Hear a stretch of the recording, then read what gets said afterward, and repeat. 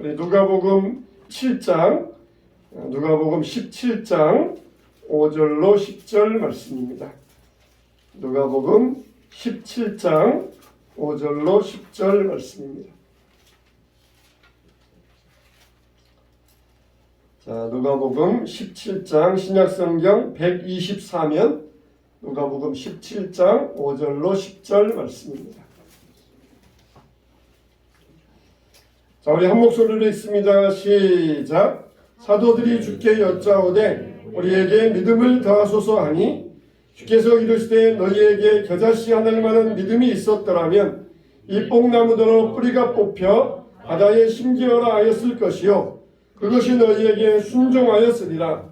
너희 중 누구에게 밭을 갈거나 양을 치거나 하는 종이 있어 밭에서 돌아오면 그대로 곧 와 앉아서 먹으라 말할 자가 있느냐. 도리어 그들은 내 먹을 것을 준비하고 띠를 띠고 내가 먹고 마시는 동안에 수종 들고 너는 그 후에 먹고 마시라 하지 않겠느냐. 명한대로 하였다고 종에게 감사하겠느냐. 이와 같이 너희도 명령받은 것을 다 행한 후에 이르기를 우리는 무익한 종이라 우리가 하여야 할 일을 한 것뿐이라 할지니라. 아멘. 자, 따라서 합시다. 주님이 쓰시는 도구. 주님이 쓰시는 도구. 서툰 목수가 연장타잔다 그런 말이 있잖아요. 주님은 우리 성도들을 도구로 부르셔가지고 사용하셔요. 도구라는 것은 그 자체만 가지고는 아무런 쓸모가 없습니다. 근데 아주 능력 있는 기술자가 도구를 딱 잡잖아요. 그러면은 거기에서 아름다운 집도 지을 수 있고 장롱도 만들 수 있고 좋은 이 유용한 제품들을 많이 만들 수 있어요. 자, 우리는 주님의 쓰시는 도구가 되어야 되는데 첫째는 뭐냐? 주님은 반드시 도구를 사용하십니다. 따라서 합시다. 주님은 반드시 도구를 사용하십니다. 여러분, 아무리 훌륭한 기술자가 있다 할지라도 도구가 없어요. 그러면은 집을 못 짓습니다. 대패도 있어야 되고 망치도 있어야 되고 이 구멍을 뚫는 송곳도 있어야, 드릴도 있어야 되고 이렇게 도구가 있어야 돼요. 하나님은 정말 유능한 기술자셔요. 하나님은 능력이 많은 기술자이십니다. 근데 하나님은 도구를 사용하셔요. 도구. 바로 우리 사람들을 도구로 사용하셔가지고 하나님의 일을 하신다는 것입니다. 여러분, 우리는 하나님의 집에 쓰임받는 도구예요. 도구. 그래서 하나님께서 구약에도 보면은 아브라함이나 또 모세나 엘리야를 부르셨고 신약시대 때에는 바울이나 베드로나 요한 이런 사람들을 부르셔가지고 하나님의 일을 하게 하셨어요. 하나님께서 직접 하지 아니하시고 반드시 뭘 사용하신다? 사람을 도구로 사용하신다. 이게 하나님의 일하시는 방법이에요.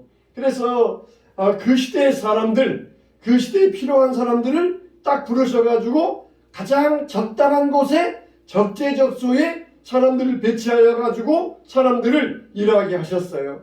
오늘날도 하나님의 소명이 있어야 됩니다. 하나님이 나를 우리 교회에 부르셨다. 우리 교회에 집을 지어가는데 우리 교회에 필요한 도구로서 나를 부르셨다. 이런 분명한 사명감이 있어야 됩니다. 나 하나쯤이야. 내가 없어도 어떻게 되겠지. 그런 생각 가지면 안 돼요. 목수가 도구를 찾아가지고 일을 하려는데 도구가 안 보이면 얼마나 이 목수가 힘들겠어요. 도구가 딱 있어야 그 도구를 쓰는데 도구가 없으면 힘든 것이에요.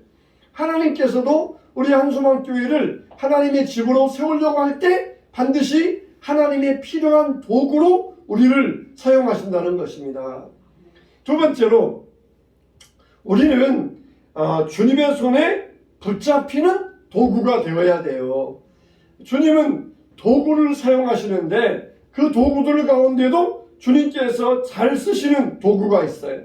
쓸모없는 도구, 이런 도구는 불필요해요. 오히려 일하는데 불편할 뿐이에요. 그런데 이 도구가 누구에게 붙잡히느냐, 그게 중요합니다. 예수님께서 가이사라 빌립보의 지방에 가시면서 제자들에게 물어보잖아요. 사람들이 나를 누구라 하느냐? 그러니까 엘리야라 그럽니다. 모세라 그럽니다. 에레미야라 그럽니다. 선지자 중에 한 사람이라 그럽니다. 그럴 때 예수님께서 별로 만족하지 않으셨어요. 예수님이 원하는 대답이 아니었어요. 그러면은 사람들은 옆으로 밀쳐놓고 너희들은 3년 동안 나에게 배운 너희들은 나를 누구라고 생각하느냐? 제자들은 11제자들은 꿀먹은 벙어리가 되어가지고 말로 사는데 예수님의 수제자라고 하는 베드로가 주는 그리스도시요 살아계신 하나님의 아들이십니다. 정답! 예수님께서 굉장히 기뻐하셨어요. 그러면서 뭐라 그래요? 바요나 시모나 이를 내게 알게 하니는 혈육이 아니요 하늘에 계신 내 아버지지니라 그렇게 말씀하셨어요. 그 말씀은 무슨 말씀이에요? 하나님께서 베드로를 붙잡으셔가지고 아무도 모르는 그 신령한 진리를 가장 먼저 깨닫게 하여 주셨다는 거예요. 하나님이 베드로를 도구로 붙잡으셔가지고 하나님의 진리를 제일 먼저 계시해 주셨다는 것이에요. 저 얼마나 굉장합니까? 남들보다 맨 먼저 이 진리를 깨달아가지고 고백했다는 것 얼마나 이거 굉장한 일입니까? 그러자 예수님께서 그 다음에 뭐라고 하셔요? 그 다음에 예수님께서 십자가에 죽으실 일에 대해서 말씀하시잖아요. 예수님께서 예루살렘에 올라가셔서 죽고 사흘 만에 부활할 것이다. 그렇게 말씀하실 때에 베드로가 그때도 참지 못하고 주여 그러실 수 없나이다. 절대로 그러면 안 됩니다. 그러면서 예수님이 옷장을 붙들고 예수님을 막았어요. 그때 예수님께서 뭐라고 하셔요? 사탄아 내 뒤로 물러가라. 너는 나를 넘어지게 하는 자로다. 그러면서 베드로를 꾸짖으십니다. 그건 뭐예요?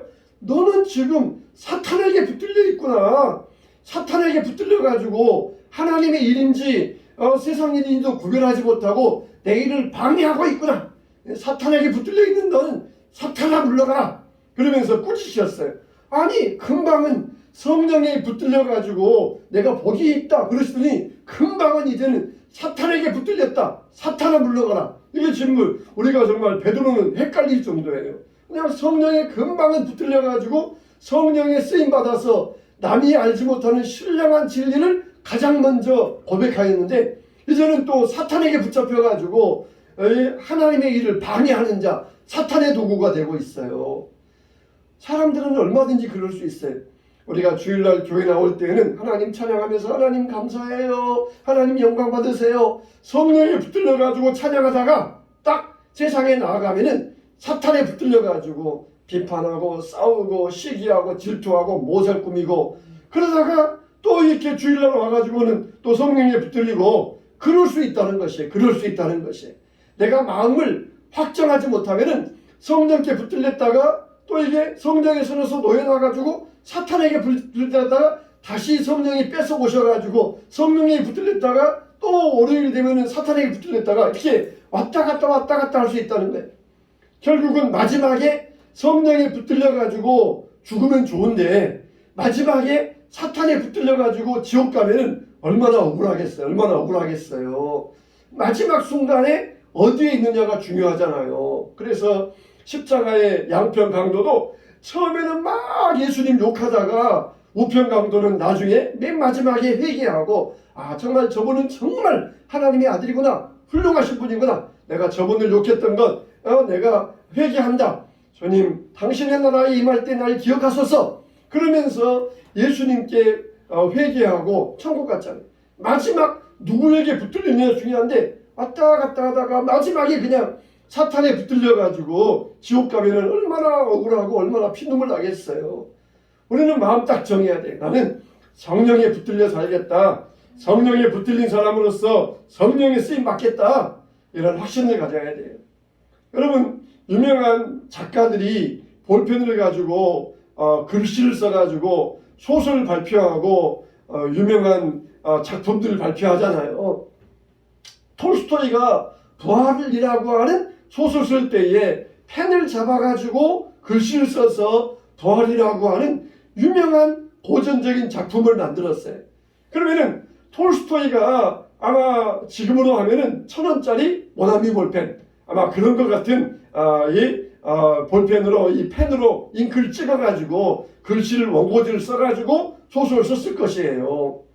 근데 아마 추측하기에, 제가 이제 이건 그랬다는 이야기가 아니라 추측할 때, 이 톨스토이는 그냥 문구점에서 파는 1,000원짜리, 2,000원짜리 펜을 가져다가 평범한 펜으로 소설 써가지고 유명한 작품을 만들었어요. 그러면은 그 작품이 1,000원짜리밖에 안 됩니까? 이것은 톨스토이가 쓴 작품이다. 그러면서 이 작품이 위대한 작품이 되는 것이에요. 그러니까 1,000원짜리 볼펜도 누가 잡아서 뭘 하느냐에 따라서 훌륭한 고전적인 작품이 될 수가 있고, 낙서에 사용하는 쓸모없는 그런 그림이 될 수가 있어요. 톨스토이가 잡아서 소설 쓰니까 그 펜이 훌륭한 펜이 되어가지고 좋은 곳에 쓰였고, 나쁜 사람이 쓰면은 이 펜은 나쁜 곳에 쓰여요. 가령 미국과 소련이 양해각서를 해요. 그래가지고는 서로 펜을 가지고 사인을 하면서 나중에는 뭐라 그럽니까? 그 펜을 보관하잖아요. 이거는 미국과 소련이 서로 양해각서할 때 사용했던 역사적인 펜이다 그래가지고 그 펜을 보존하잖아요. 그런 것처럼 우리는 하나님의 도구가 되어야 되는데, 성령에게 붙잡히느냐 아니면은 사탄에게 붙잡히느냐, 거기에 따라서 달라요. 분명히 사람은 똑같은 사람이고 하나도 다른 게 없는데, 하나님께서 붙드시면은 훌륭한 작품이 될 수 있고, 사탄이 붙잡히면은 사탄은 어떻게 해요? 쓰다가 버려요. 쓰다가 쓸모없어지면은 실컷 써먹다가 버리는 게 사탄이에요. 하나님은 우리를 도구로 사용하시다가 귀하게 여기셔서 영원토록 영생 복락을 주시는데, 사탄은 쓰다가 버리는 게 사탄의 습성이에요. 당연히 우리는 성령님께 붙들려야 되지 않겠습니까? 그래서 성령님께 붙들리는 도구가 되어가지고 불신자들을 전도하고 회개시킬 수 있어야 돼요. 하나님이 일하시는 하나님의 도구가 되면은 작은 일이나 큰 일에 주님 손에 붙잡혀가지고 반드시 주님이 하시는 일에 우리가 감사드리게 되는 것입니다. 세 번째로, 도구는 어떠해야 돼요? 항상 준비되어 있어야 돼요. 목수가 쓰려고 할 때 바로 목수 손 닿는 곳에 옆에 있어서 도구를 사용해야 됩니다. 도구가 녹슬어 있다든지, 또 대편날이 빠져 있다든지, 톱날이 빠져 있다든지, 그러면은 쓸 수가 없어요. 우리는 하나님의 도구로서 지혜적인 면에서, 지식적인 면에서, 재능적인 면에서 항상 준비되어 있어야 돼요. 대학을 졸업한 청년이 직장 취직하려고 할 때 뭘 샀습니까? 스펙을 샀잖아요. 스펙. 회사에서 원하는 스펙, 그 능력, 그걸 쌓아가지고 회사에다가 이 지원서를 내서 회사에 합격 통보를 받으면 회사에 출근하잖아요. 회사에서 원하는 경험과 능력을 쌓기 위해서 열심히 노력하는 것처럼, 우리들도 하나님이 원하시는 능력을 쌓기 위해서 지식의 은사, 지혜의 은사, 재능의 은사, 이 능력을 쌓기 위해서 항상 우리가 준비되어야 돼요. 회사에서 청년을 뽑을 때에도 준비된 사람을 데려다가 일시키는 것처럼, 하나님도 어떠셔요? 준비된 사람을 데려다가 일을 맡기시고 도구로 사용하셔요. 그래서 우리가 항상 겸손해야 되고 인내해야 되고 은혜에 감사하는 자가 될 때에 하나님께서 우리를 하나님의 도구로 사용하실 줄로 믿습니다. 네 번째, 우리 하나님의 도구는 순종하는 도구가 되어야 됩니다. 그래서 하나님의 도구로서 순종하는 자세가 되어야 돼요. 바울 말한 것처럼 나를 쳐서 그리스도께 순종케 한다. 그리스도의 남은 고난을 내 몸에 채운다. 그러면서 항상 자기를 순종하는 조구가 되기 위하여서 그리스도의 십자가 앞에 복종시켰던 것이에요. 베드로가 한 번 설교할 때 3,000명, 5,000명이 회개했잖아요. 야, 정말 이거는 정말 목사님들로서는 꿈 같은 이야기예요. 정말 희망하는 이야기예요. 설교할 때 그냥 수많은 사람들이 회개하고 돌아온다. 이거는 정말 영광스러운 일이에요. 근데 베드로가 능력이 많아서 그렇게 했습니까? 하나님이 그 순간 성령으로 베드로를 사로잡아서 도구로 사용하셨어요. 그러니까 베드로가 설교할 때 3,000명이 회개하고 5,000명이 돌아오는 이런 역사를 일으킬 수 있었던 것입니다. 어떻게 하니까? 베드로가 순종하니까. 우리가 비행기를 타잖아요. 그래서 비행기를 탈 때 탑승한다 그러잖아요. 그래서 비행기에 딱 탑승하면은 자리에 앉아있으면 비행기 하늘로 붕 떠가지고 시속 1000km의 속도로 날아가가지고 내가 원하는 목적지에 도달하게 됩니다. 이게 바로 순종하는 거예요. 나는 성령께 나를 맡겨요. 그래서 성령께 나를 맡기면은 성령께서 나를 붙잡아가지고 하늘로 붕 뛰어 오르셔가지고 1000km의 속도로 날아서 우리를 원하는 목적지에 들어가셔요. 근데 내가 순종하지 않아요. 나는 고소공포증이 있어서 비행기 못합니다. 그러면서 내가 내 힘으로 날아가가지고 시속 1000km로 날아서 목적지에 가려고 그러면은 이거는 불가능한 일이에요. 이게 순종이에요, 순종. 하나님께서 원하실 때에 성령의 역사에 탑승해가지고 그렇게 날아가서 하나님의 원하시는 일 하는 것, 이게 순종이에요, 순종. 내가 내 힘으로 날아가가지고 1000km 달려가서 원하는 목적지에 가는 그게 순종이 아니라 탑승하라는 거예요, 탑승하라. 성령의 역사에 탑승하라. 성령의 역사에 함께하라. 그러면 성령께서 우리를 데리고 하늘로 올라가시어서 붕 띄워서 우리를 원하는 도구로서 쓰임받게 하시는 것. 이게 바로 순종이라는 순종. 근데 불순종하면서 내가 내 힘으로 날아보겠다. 내가 내 힘으로 날아가겠다. 그렇게 불순종하면은 하나님의 일에 쓰임받을 수 없어요. 그리고 우리는 다섯 번째로 날마다 도구는 갈고 닦고 수리하고 정비해야 돼요. 도구는 계속해서 정비해 둬야 됩니다. 과일 깎는 칼도 날카롭게 숫돌로 갈아두어야 쓸 수 있잖아요. 안 그러면 어떻습니까? 힘들잖아요. 항상 최상의 상태를 유지해야 도구로 쓰임받을 수 있어요. 마지막으로 도구는 뭐냐?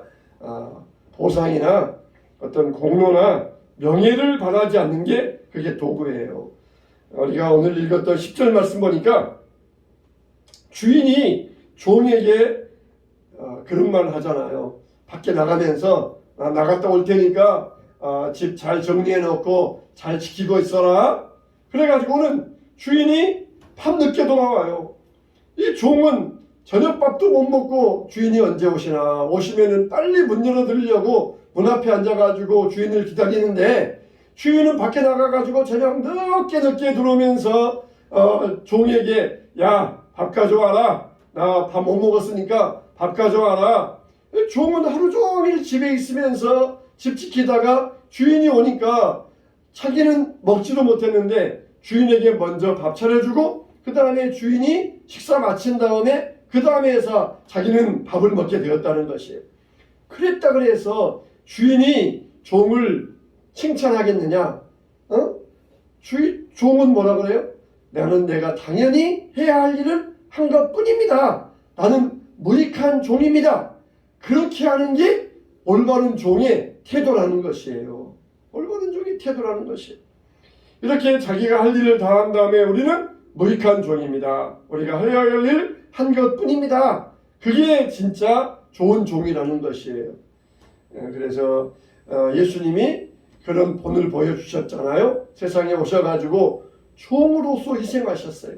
하나님의 아들이신 분이 종의 형상을 입으시고 종으로서 희생하셔가지고 종으로서 살다가 죄수로서 세상을 떠나셨습니다. 그러다가 부활하심으로써 다시 영광의 몸을 입게 되셨어요. 우리는 종이 바로 이런 이 태도를 가져야 된다는 것입니다. 아무런 대가를 바라지 아니하고 하늘의 영원한 보상, 이 하늘의 영원한 상급을 바라보면서 일할 때에 그게 진짜 하나님의 종, 온전한 좋은 도구로 쓰임받는 하나님의 종이 될 수 있다는 것이에요. 그냥 종이 일하면서 어떤 대가를 바라고 내가 이거 하면은 주인에게 내가 보상받아야 되겠다. 그러면은 주인이 그 종을 싫어합니다. 그러나 아무런 대가 바라지 않고 아무런 보상 바라지 않고 열심히 충성하면은 주인은 어떻게 해요? 안 보는 것 같지만은 다 보고 계셔요. 다 알고 계셔요. 여러분들이 이 시간 예배 드릴 때 온전하게 충성된 자세로 예배 드릴 때 하나님 다 보고 계셔요. 그런데 우리가 예배 드릴 때 온전치 못하고 그렇지 못할 때 하나님이 다 보고 계시는 것이에요. 그래서 우리가 주님 앞에 온전하게 하나님 앞에 예배 드릴 때 하나님은 우리에게 좋은 것으로 보상하여 주신다는 것입니다. 여러분, 종이 일할 때 주인은 다 보고 있어요. 다 보고 있습니다. 그렇게 해서 하나님께서 우리에게 다 충분한 보상을 주시려고, 대가를 주시려고 다 보고 계신 것처럼 하나님 앞에서 우리의 모든 삶의 자세가, 예배의 자세와 우리의 모든 신앙의 자세가 하나님 앞에 하나님이 보시는 좋은 자세를 가지고 드릴 때 하나님께서는 반드시 거기에 따라서 우리에게 보상하여 주실 줄로 믿습니다. 에디슨은 말하기를 우리는 그 어떤 것에 대해서 1억 분의 1도 모른다, 그렇게 말했어요. 어떤 것에 대해서 1억 분의 1도 모른다는 것이, 이 지구가 있지만은 지구에 대해서 1억 분의 1도 몰라요. 우리가 날마다 하늘에 있는 달을 쳐다보지만 달에 대해서 1억 분의 1도 몰라요. 근본에서 인류가 최초로 달의 뒷면을 갔다 왔잖아요. 달의 뒷면. 그동안 보는 것은 달의 앞면. 항상 달은 우리가 한 면밖에 못 봐요. 앞면밖에 못 봐요. 근데 전에 60년 전에는 아폴로가 앞면밖에 못 갔었는데 이번에 최초로 달의 뒷면에 갔다 와가지고는 막 달의 뒷면에 갔다 왔다 그러면서 막 신문에 그냥 대문짝 안에 나오고 뉴스에 떠들썩했잖아요. 날마다 달을 쳐다보고 있는데 1억 분의 1도 몰라. 1억 분의 1. 여러분, 날마다 여러분들이 손바닥 쳐다봐도 손바닥에 대해서 알 수 있어요? 몰라요. 알 수 있는 게 없어요. 날마다 여러분들 자녀들 얼굴 쳐다보고 이 가족 얼굴 쳐다보아도 알 수 있어요? 1억 분의 1도 몰라요. 하지만 하나님이 우리에게 보상해 주시는 것에 대해서는 우리는 1조 분의 1도 모를 거예요. 하나님이 나에게 어떻게 보상해 주실 것인가. 내가 주일마다 예배드리고 날마다 기도하고 날마다 찬송해도 하나님이 나에게 어떻게 보상해 주실 것인가 1조 분의 1도 몰라요. 1조 분의 1도 알 수가 없어요. 내가 이만큼 했으니까 하나님이 이만큼 주시겠지. 그거는 다 자기 상상에 불과해요. 내가 이만큼 했는데 하나님은 엄청나게 주실 수도 있어요. 바리새인들처럼 하루에 2번 기도하고 일주일에 2번 금식하고 아무리 구제사기는 엄청나게 했으니까 하나님은 더 크게 주실 것이다. 그런데 하나님께서는 너는 아무것도 없다. 그러면서 외식하는 자야. 내게서 떠나가. 그렇게 하실 수도 있어요. 우리는 하나님의 일에 대해서 1조 분의 1도 몰라요. 내가 대가를 바라고 보상을 바란다. 그러면은 바리새인의 자세가 될 수 있어요.